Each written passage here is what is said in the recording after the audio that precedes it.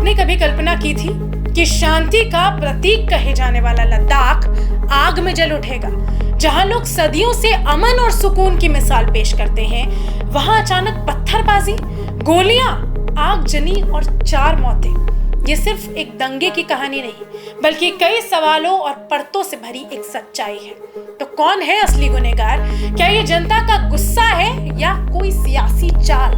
आज के special video में मैं समीक्षा नारायण आपको लेह हिंसा की हर परत खोलकर बताऊंगी। उसका इतिहास, राजनीति, बड़े चेहरे और वो रहस्यमयी घटनाएं जिन्हें जानकर आप चौंक उठेंगे। लद्दाख, हिमालय की गोद में बसा, बुद्ध संस्कृति से सराबोर एक ऐसा इलाका जहां शांति हवा में घुली रहती है।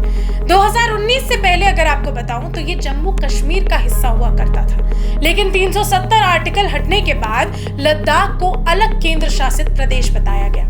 लोगों को लगा कि अब तो सीधा दिल्ली से विकास होगा, सड़कें आएंगी, नौकरियां मिलेगी, पर्यटन बढ़ेगा, लेकिन साथ ही लोगों के मन में एक डर भी था कि कहीं हमारी स्थानीय संस्कृति, जमीन और रोजगार की सुरक्षा बनी रहेगी या नहीं।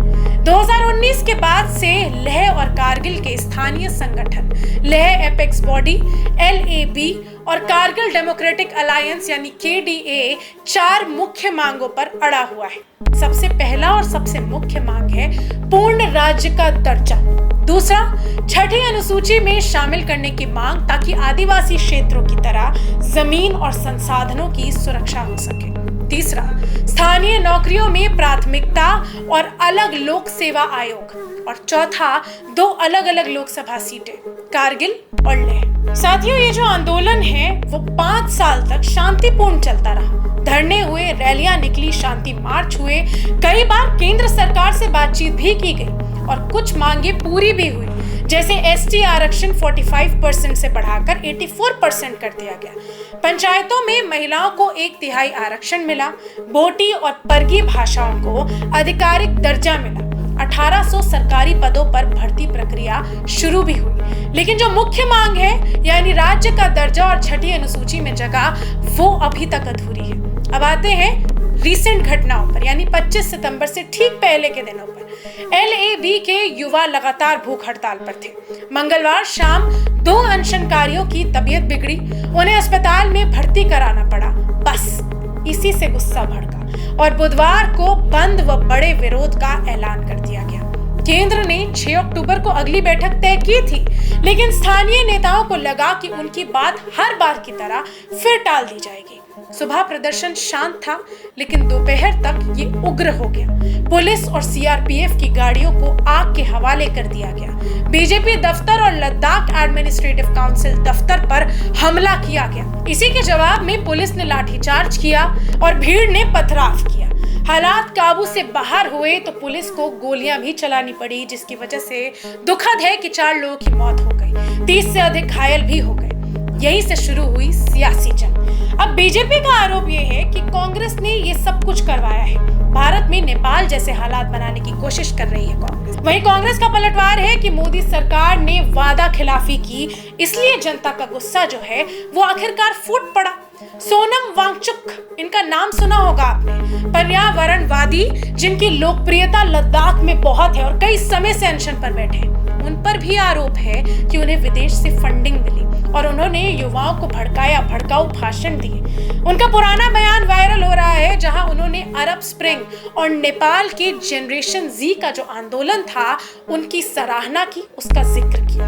उन्होंने हिंसा की निंदा भी की है, लेकिन कहा है कि ये गुस्सा जो है वो जायज है।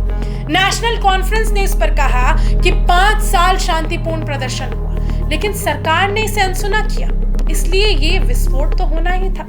सवाल यही है, क्या ये सब प्री प्लान्ड था? सरकार का तर्क है कि कई मांगे पहले ही पूरी हो चुकी थी, तो फिर हिंसा की क्या जरूरत थी?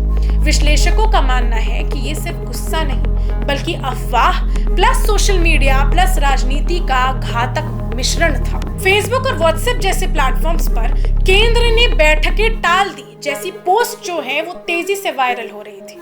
युवा गुस्से में आए और देखते देखते भीड़ नियंत्रण से बाहर हो गई। यहाँ कुछ और बातें भी ध्यान देने लायक है। हिंसा से पहले कुछ नेताओं के भड़काऊ भाषणों के वीडियो सामने आए। सोनम वांगचुक के एनजीओ को लेकर विदेशों से चंदे पर पहले भी सवाल उठ चुके हैं। उन्होंने विश्वविद्यालय के लिए ली गई जमीन पर प्रोजेक्ट पूरा नहीं किया, यह आरोप फिर ताजा हो गया।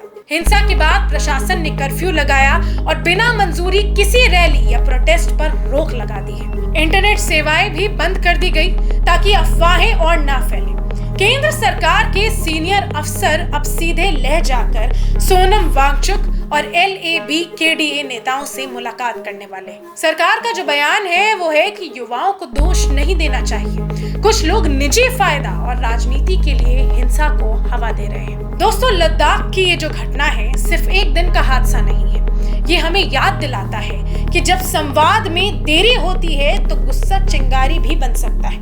शांतिपूर्ण आंदोलन का सम्मान होना चाहिए और सबसे जरूरी बात कि राजनीति की आग में आम जनता की जिंदगी दांव पर नहीं लगनी चाहिए। ये बहुत जरूरी है कि सरकारें जो समझती है कि वो कुछ भी कर सकती है, वो लोगों से ही बनी है, तो लोगों की मांगे पूरी करना और समय पर करना उनका कर्तव्य है। और सबसे बड़ा सवाल आपके लिए, क्या ये हिंसा सिर्फ एक प्लान्ड गेम था या ये उन लोगों का असली गुस्सा है जिन्हें लंबे समय से नजरअंदाज किया गया?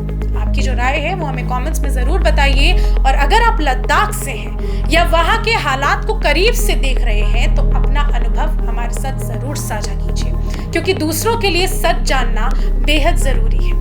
दोस्तों, ये था लेह हिंसा का पूरा सच, हर पहलू, हर शख्स और हर सवाल। देश के इस शांति प्रिय कोने से निकली ये आग हमें बहुत कुछ सिखा रही है। अब देखना ये होगा कि सरकार और जनता मिलकर इसका हल कैसे निकालते हैं। आप अपनी राय हमें कमेंट्स में जरूर दीजिए। इस वीडियो को ज्यादा से ज्यादा लाइक कीजिए और शेयर करना ना भूलिए।